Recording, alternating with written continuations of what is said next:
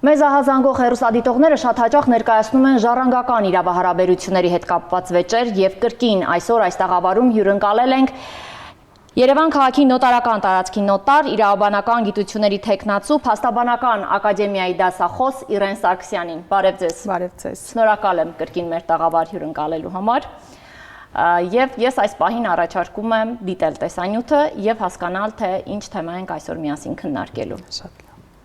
Մեր խմբագրություն դիմաց հերթական քաղաքացին ցանկանում էր ներկայացնել իր խնդիրը եւ մասնագետից ստանալ իրեն հուզող հարցերի պատասխանները։ Հայրս մահացել է 2 տարի առաջ եւ այս 2 տարիների ընթացքում ոչ ես, ոչ մայրս, ոչ եղբայրս ժառանգություն չենք ընդունել։ Վերջերս իմացանք, որ եղբայրս դիմել է դատարան, փաստացի ժառանգություն ընդունած ժառանգ ճանաչվելու համար, սակայն եւ տունը եւ ավտոմեքենան տիրապետվում եւ օգտագործվում են իմ եւ մորս կողմից։ Խնդրում եմ ասել, ինչպես կարող ենք պաշտպանել մեր իրավունքը եւ նման իրավիճակներից խուսափելու համար ինչ քայլեր պետք է ձեռնարկի քաղաքացին։ Արդյոք այս պահին նոտարական կարգով կարող ենք հաստատել մեր իրավունքը, թե պետք է ներգրավենք դատական process-ի մեջ։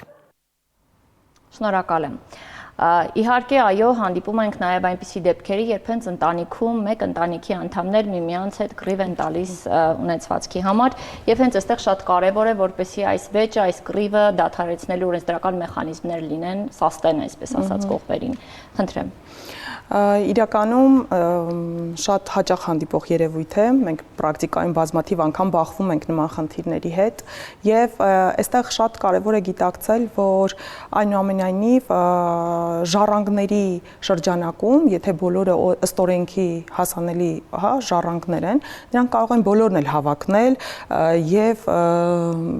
ժառանգական զանգվածը, այսպես ասած, ձևակերպել նաեւ իրենց անունով։ Խնդիրը հիմնականում կայանում է նրանում, որ մեր հայկական մենտալիտետի շրջանակներում միշտ մտածում են, որ եթե ինչ-որ մի ժառանգ խնամել է ժառանգատուին, բնակվել է նրա հետ, հոգ է տարել նրա նկատմամբ, նա միայն կարող է ստանալ, իսկ այն մյուսները ոչ, ովքեր որ օրինակ թեկուզ գտնվել են արտերկրում։ Ըստ էության ոչ, օրենսդիրը չի տալիս նման տարընջատում եւ բոլորը հավասար իրավունքներով առաջին հերթի, երկրորդ հերթի եւ ըստ մինչեւ 4-րդ հերթի ժառանգներ իրավունք ունեն հավասար հիմունքներով ստանալ ժառանգություն։ Եվ տվյալ իրավահարաբերության շրջանակներում հաշվի առնելով, որ կողմերը ըստ էության ժամկետում չեն դիմել նոտարին, սակայն փաստացի տիրապետման հիմքով ընդունել են ժառանգությունը, ինչպես փաստում է մեր դիմումատուն, տվյալ իրավահարաբերության շրջանակներում իհարկե, եթե առկա են փաստացի տիրապետման վերաբերյալ ապացույցներ, կարող են հանգիստ դիմել եւ ձևակերպել ժառանգությունը։ Մեկ այլ խնդիր է, արդյոք դա հնարավոր է այս փուլում նոտարական կարգով ձևակերպել, երբ ունենք իրավիճակ, որ մյուս ժառանգը արդեն իսկ դիմել է դատարան։ Տվյալ դեպքում, եթե արդեն դիմել է դատարան, ապա մյուս ժառանգները եւս պետք է դիմեն դատական կարգով իրենց իրավունքները վերականգնելու համար։ Իսկ առհասարակ, որպես ծանուցում մեր հանրությանը, ես կտեղեկացնեմ, որ միանշանակ նաեւ արտադատական կարգով է հնարավոր փաստացի տիրապետման հիմքով ժառանգության ընդունումը իրականացնել նոտարական կարգով, այսինքն արտադատական կարգով։ Բայց այս խնդրի շրջանակներում անշուշտ պետք է դիմեն դատարան, քանի որ արդեն իսկ որոշակիորեն արկա է վեճ եւ վեճի շրջանակներում մեկ այլ մյուս ժառանգը դիմել է դատարան, հետեւաբար մյուսները եւս պետք է դատական կարգով փորձեն ներգրավել process-ին եւ ապացուցել նաեւ իրենց կողմից ընդունումը, որը արդեն կարծում եմ վերջնական բոլորի մասով կհաստատվի ժառանգության ձևակերպումը։ Շատ լավ, ես առաջարկում եմ խոսել նաեւ նրա մասին, որ սովորաբար նմանատիպ դեպքերում քաղաքացիները այսպես մտածելով, թե ով է իրենց խնամել, ով է իր հոգսը հոգացել, կտակ ենք ասում։ Եվ փաստացի անգամ կտակի դեպքում լինում են բացառություններ, որոնք օրենքով սահմանված են, այսինքն անձիկ, որոնք անկախ կտակի առկայության մեկ է ըստ օրենքի ժառանգության իրավունք են ստանում, որոնք են այդ դեպքերը եւ սովորաբար օրինակ մեր քաղաքացիներին, ովքեր այս պահին դիտում են հաղորդաշարը եւ մտավախություն ունեն օրինակ իրենցից հետո թողնվող գույքի ճակատագրի մասին, կտակը լավ գործիք է ժառանգական այս խնդիրները վերացնելու համար, կռիվները։ Ըստ էության կտակը դա ժառանգատուի կողմից իր գույքի ճակատագրի որոշման սահմանումն է։ Հետևաբար կտակը ըստ էության օրենսդիրի եւս շատ կարեւորում է եւ այսպես ասած առավելություն տալիս ըստ օրենքի նկատմամբ։ Ինչու, որովհետեւ ասում է այն դեպքում, եթե չկա կտակ, ապա կամ կտակված է գույքի ոչ ամբողջական մասը, նոր չկտակված մասով բացվում է ըստ օրենքի ժառանգություն։ Հետևաբար այստեղ կտակը միանշանակ շատ կարևոր հանգամանք է։ Սակայն մենք ունենք շատ կարևոր մի հանգամանք, որտեղ օրենսդիրը կարծես թե որոշակիորեն համաչափ իրավաչափ սահմանափակել է կտակի այսպես ասած ազատությունը պարտադիր բաժնի իրավունք ունեցող ժառանգների շրջանակով։ Ինչու՞, որովհետև կտակը ինքը քանի որ ազատ է եւ ժառանգատուն կարող է կտակ իրականացնել լրիվ երրորդ անձի նկատմամբ, այսինքն ազգակցական որևէ կապ չունեցող անձի նկատմամբ, եւ որպիսի ժառանգատուի առաջին հերթի այնպիսի ժառանգներ, ովքեր 60 տարին լրացած են, անչափահաս են կամ ունեն անաշխատուն, անգործունակ են անաշխատունակ, ապա նրանք ունեն պարտադիր բաժնի իրավունք, այսինքն անկախ կտակի առկայությունից։ Դա այն է, որ նրանք կարող են որոշակի մաս ստանալ կտակված գույքից։ Այսինքն օրենսդիրը այնպիսի մի խոցելի խումբ է առանձնացրել սոցիալական ապահովության շրջանակներից ելնելով, որպեսզի այդպիսի կատեգորիայի անձինք, ժառանգները չզրկվեն առհասարակ ունեցվածքից։ Հետևաբար կտակի ազատությունը որոշակիորեն այդ պարտադիր բաժնի իրավունքով սահմանափակվում է, որը ըստ իս բավականին իրավաչափ է, որովհետև մի դեպքում մենք ունենք այո ժառանգներ, որոնք որ իրականում խոցելի կարող են լինել տվյալ շրջանակներում։ Շատ լավ։ Խնդրում ներկայացված էր իրավիճակ, երբ փաստացի ժառանգության իրավունք ունեին 3 անձ՝ քույրը, եղբայրը եւ կինը։ Այստեղ բաժինների մասին փոքր խոսենք։ Մայրը ստանում է որքան բաժին եւ որքան բաժին են ստանում երեխաները գույքից։ Արդյոք հավասար է 3-ի բաժինը։ Ըստ էության ժառանգների միջև ըստ օրենքի ժառանգման պարագայում, եթե չկա կտակ բաժինների տարբեր չափերով կտակում,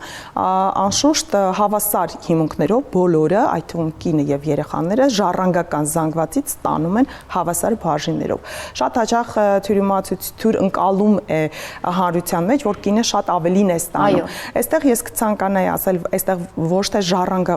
ժառանգական զանգվածից է ավելին ստանում, այլ շատ հաճախ լինում են իրավիճակներ, երբ ժառանգատուն գույքը ձեռք է բերել համատեղ կյանքի ընթացքում եւ համատեղ կյանքի ընթացքում ձեռբերված գույքի բնականաբար 50%-ը պատկանում է տիկնոջը, այսինքն մեր զանգվածը կազմեց ամբողջ գույքի 1/2 բաժինը եւ անշուշտ 1/2 բաժինը, եթե բոլոր ժառանգները ընդունում են այդ թվում կինը, հավասար այդ 50%-ը կբաժանվի ժառանգների 3 ժառանգի միջև 1/2 բաժիններով եւ գումարվելով տիկնոջ ունեցած, եթե նա ունի, հա, այդ գույքում 50% բաժին կգումարվի եւ անշուշտ ամբողջ տան ծավալի մեջ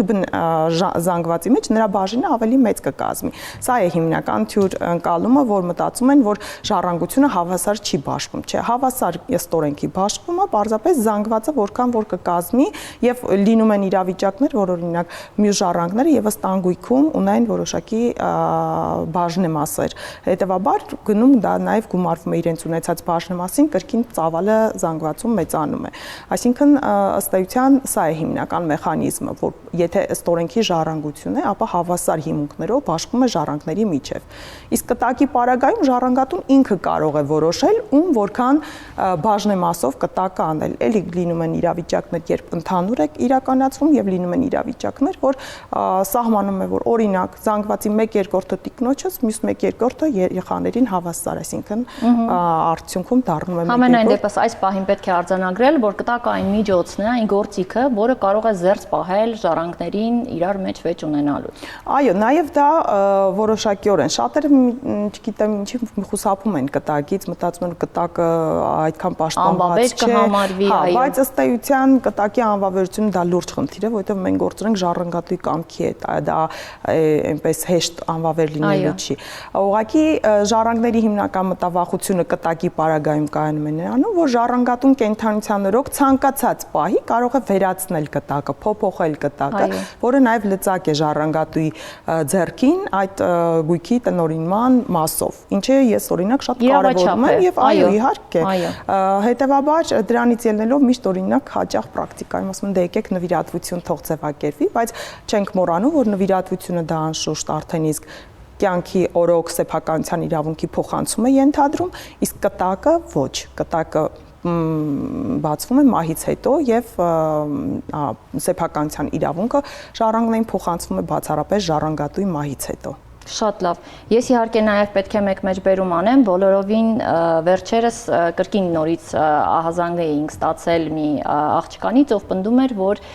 իրեն ժառանգությունից զրկել են այն հիմքով, որ դու աղջիկ ես, ժառանգության զանգվածը միայն եղբորը կարող է անցնել։ Իհարկե, կարծում եմ մեր քաղաքացիների մեծ մասը արդեն իսկ տեղեկացված է եւ գիտի հավասար իրավունքների եւ պարտականությունների մասին, բայց մի փոքր կուզեի նաեւ անդրադառնալ նման դեպքերի։ Պրակտիկայում ունեցել եք նման դեպքեր։ Շատ ենք ունեցել, այս վերջին տարիներին այդքան չէ, կարելի ասել գրեթե չէ, բայց նախկինում, երբ որ նոր սկսել էի նոտարական ոլորտում աշխատել, շատ էր այդ երևույթը, ինչու որովհետև դա մեր կրկին խոսում է մեր մենտալիտետի մասին։ Մեր հայկական ընտանիքներում նախկինում ինչպես ընդունված է եղել, տունը դա տղայինն էր, հա, աղջիկներն ամուսնացել եւ հեռացել են տնից։ Սակայն եւ անգամ իմ դատական պրակտիկայում աշխատած տարիներին, երբ որ ես աշխատում էի, նմանատիպ խնդիրներ էինք մենք ունենում, որ ինչի պետքա կինը այդ քույրը գա եւ հավակնություն ունենա տան նկատմամբ, եթե ինքը ամուսնացել եւ գնացել է։ Իրականում սա լուրջ խնդիր է, սա մտածելակերպի հարց է եւ վերջին տարիներին կարծես թե շատ ավելի մարդիկ իրազեկ են դարձել եւ հասկանում են, որ այստեղ էլ չունենք մենք այդ նման ձևակերպումների հետ եւ առհասարակ բոլորը հավասար հիմունքներով ժառանգեն եւ բոլորն էլ կարող են հավաքվել։ Երևի հենց այդ իրազեկվածությունն է, որ բերել է այսպես ընտանեկան վեճերի ազգացիչների միջև։ Այո, նաեւ դա, ինչու, որովհետեւ օրինակ լինում են իրավիճակներ, որ երբ որ քույրը գալիս է ընդունելու, միանգամից սկսում է վեճը, որ ինչի ես դու ընդունում, ես իմ պրակտիկայում շատ մի քանի դեպքեր ունեցել եմ, որ մինչև հիմա իրար հետ չեն խոսում, բայց նա ասում է դա իմ իրավունքն է, ես կարող եմ ընդունել եւ ընդունում եմ այսքան բան, այլ ասում է, բայց իմն է այդ տունը եւ այլն։ Այսինքն այստեղ դեռ շարունակում են այդ մտածելակերպով մարդիկ ապրել, ինչը բնականաբար դուրս է օրենսդրական դաշտից եւ պետք է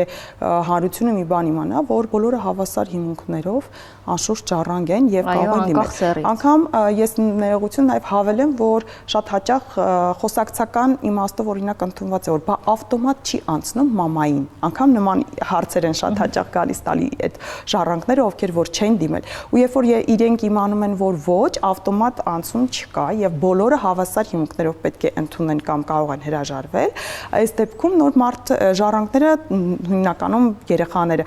գիտակցելով, որ իրենք կարող են հավակնել, դիմել, ստանալ, պատկերացրեք, որ հրաժարում չեն ունենում նմանատիպ իրավիճակներում, երբ որ գիտեին ավտոմատ պետք է փոխանցվի ու մեկ էլ պարզվում, որ չէ, իրենք էլ կարան ստանալ, միանշանակ դիմում են ընդունման, ոչ թե հրաժարվում։ Շատ լավ, շնորհակալ եմ անչափ կարևոր տեղեկատվություն մեզ հաղորդելու համար։ Ես մեր հեռուստադիտողներին ուզում եմ հիշեցնել, որ այնինչ որ այստեղ խոսում ենք եւ քննարկում, կարևոր է իմանալ։